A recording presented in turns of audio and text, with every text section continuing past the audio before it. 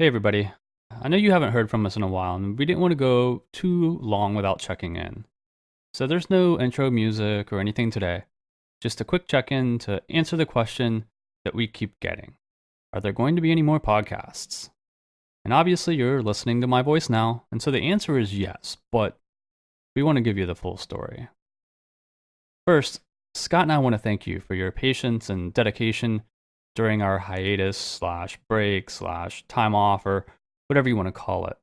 We know it hasn't been easy waiting for information, and it hasn't been easy for us either.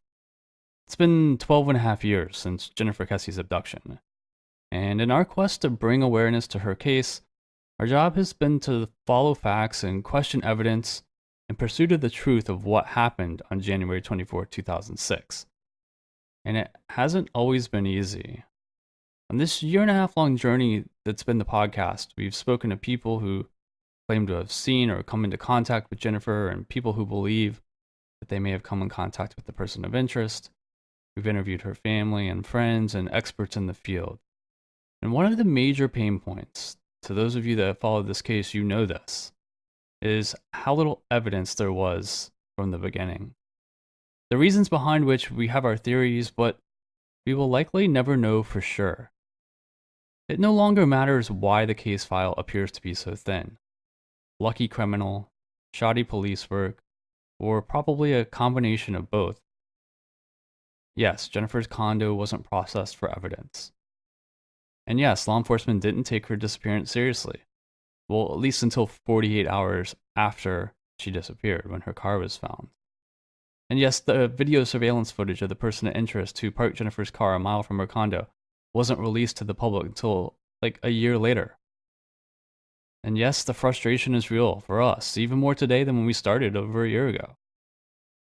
And while we've been unable to find Jennifer, what we have found is a community of people who wanted the exact same thing that we did. So many of you have come along with us, and that's why we're checking in today.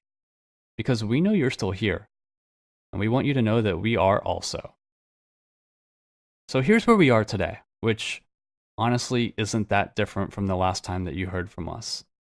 In the last podcast, we mentioned working with a group of investigators to try to get as much help as possible and restarting the case from day one. Unfortunately, this didn't work out the way we hoped. At the time, it seemed like a promising opportunity, but in the end, there were just too many unanswered questions. And there was something about that potential partnership that it just didn't feel right. So ultimately, we went with our gut, and we put it on ice for the time being. It's not something we've completely taken off the table, but it's just not an active angle right now. If you didn't hear it, we recently had the opportunity to appear on an episode of the Nancy Grace podcast. It's called Crime Stories, and Jennifer's family was on as well. You may want to check that out, and you can find it on all the usual podcast locations like Apple Podcasts, Spotify, or Google Podcasts.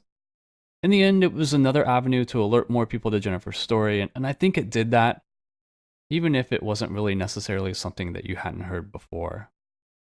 Her parents wake up every day with the goal in mind of finding any way they can to get Jennifer's name out there, to get the media involved, to get the police to do their job, and to find Jennifer. And so the least that we can do is attempt to do the same thing. Now, before I go too much farther, I do want to mention our sponsor for this episode. They've been along with us as we kind of continue down this difficult path, and I want to make sure I have a chance to share them with you. Our sponsor today is HelloFresh, and HelloFresh wants busy mom and dads alike to know that dinner just got much easier this back-to-school season. As your family is getting back into the swing of school schedules, let HelloFresh take the guesswork out of meals week after week. HelloFresh's easy-to-follow recipes and pre-measured ingredients come in handy for those hectic school nights when your to-do list is a mile long. Save the rules for the classroom. There's no right or wrong when you're cooking with HelloFresh. Remember, there is something for everyone with 3 plans to choose from: classic, veggie, or family. You will also feel confident when cooking with HelloFresh because their simple recipes are outlined on a picture step-by-step card. And you're not going to spend all night in the kitchen either because each recipe only takes about 30 minutes. And for my family, that's been the best part, saving time each night instead of slaving away in the kitchen. It's time to get delicious filling meals delivered right to your door every week for less than $10 a serving with free shipping. For $30 off your first week of HelloFresh, visit hellofresh.com/unconcluded30 and enter the code unconcluded30. Again, hit up hellofresh.com/unconcluded30 and enter unconcluded30. And don't forget that by supporting our sponsors, you're also helping to support our podcast. Now, I wanted to get back to what I was saying before. Since day one, we've looked at every phone call, email, and tip that we've received. Some you've heard, many you haven't. Mostly because they weren't relevant or they couldn't be verified in the course of our investigation.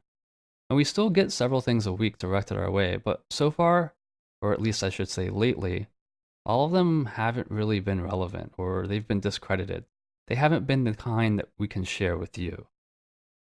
And while law enforcement has never named a suspect in Jennifer's case, except for the general person of interest that was seen parking her car, and as you know, as you've listened to us over the course of the last year plus, we have a self-imposed responsibility not to drag innocent people through the mud. But it is law enforcement's responsibility to follow up on these leads, these names, these things that we've sent them. And the good news is that in some cases we know that law enforcement has followed up on some of the things that we've sent over. But to what extent? That's unclear. We've also attempted to keep in touch with many of the people that you've heard from and some that you haven't, with follow-up questions or to find out if they'd had conversations with law enforcement. But a weird thing started happening and a lot of these individuals have broke off contact with us.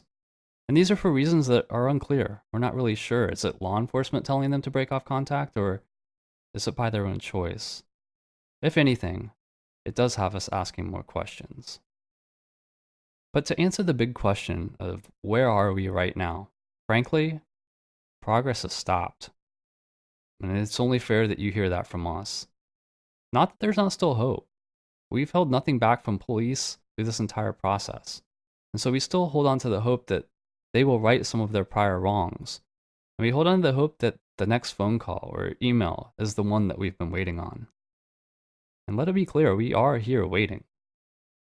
But the blunt truth is that we're no closer to finding Jennifer now than back in January of 2006. Scott and I have prided ourselves on being honest with you guys, and that's just the truth. We'd love to be wrong, and we'd love to be bringing you a new witness or a new story today. It hurts us not seeing progress. We also know that the work so far hasn't been in vain. Jennifer's story has received renewed attention from the police and the media, and tens of thousands of you have become aware of Jennifer through this podcast. And we thank each and every one of you. And because of you, there is tomorrow. There is hope that the next one is the one that we've been waiting on. We didn't start this podcast for entertainment. We started it to do whatever we could to help bring Jennifer Kesse back to her family. And this has caused us to make some decisions that probably weren't in the best interest of the show. But we made them anyways, because that was our goal, and that was our plan, and that was what we were going to do. And that's never going to change. Joyce, Drew, and Logan deserve closure. They deserve to know what happened to their daughter and sister. And that means that Jennifer's story isn't over. The final chapter hasn't been written. When we started this, we never set an end date or a number of episodes. We said we were going to do as many as it takes. And that hasn't changed. Whenever there's new information, there's going to be a podcast, and you'll be among the first to find out about it. But for now, we're turning the page. In the coming weeks, we're going to be starting a new case. And we've put this off for a while, thinking that maybe it would be a disservice to Jennifer. But we've come to the conclusion that Unconcluded not releasing new episodes is the disservice. Sealed, out of sight, out of mind. So in putting out new episodes, even if the new ones aren't on Jennifer, it continues to bring light to Jennifer's case. And when we do have that information to bring you on Jennifer, well, we'll be prepared to do that. And that's where I'm going to leave you guys today. It's probably not what you had hoped to hear, and it's definitely not what we had hoped to share. but that's the reality of where we are right now. So I know I've said it and I'll say it again. We continue to thank you for being along with us, and we look forward to you being there when Jennifer does finally come home. That's all for now.